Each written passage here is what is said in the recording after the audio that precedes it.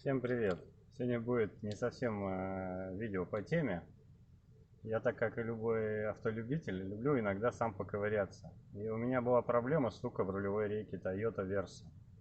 И настолько стук меня этот задолбал, что я уже обращался в 5 видов сервиса, где мне ставили разные диагнозы. Кто-то мне приговаривал рулевую рейку, кто-то рулевую колонку, крестовины. У всех были разные мнения. Так вот, я решил залезть в машину сам и понять, что же в ней стучит. Давайте покажу стук, чтобы вы понимали.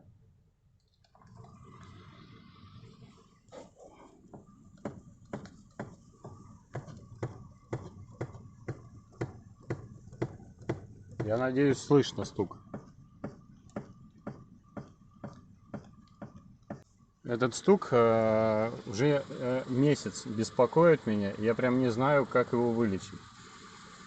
Так вот, я разобрал нижнюю часть панели, потрогал кардан, подтянул болт, который притягивает шлицевой, потрогал все крестовины. Я даже их уже купил.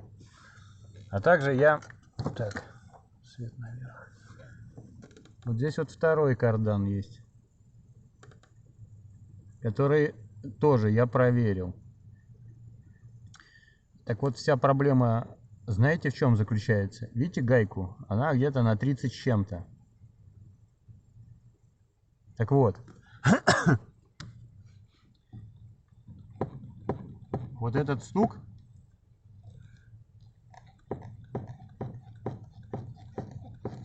идет именно из-под гайки. Потому что я сейчас ее чуть-чуть подтяну руками, она от руки болтается.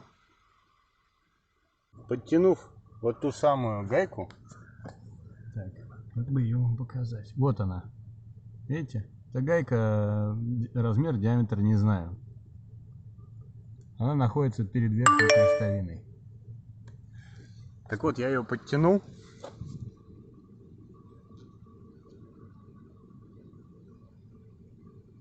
И стук исчез. Весь стук, который меня так бесил, исчез.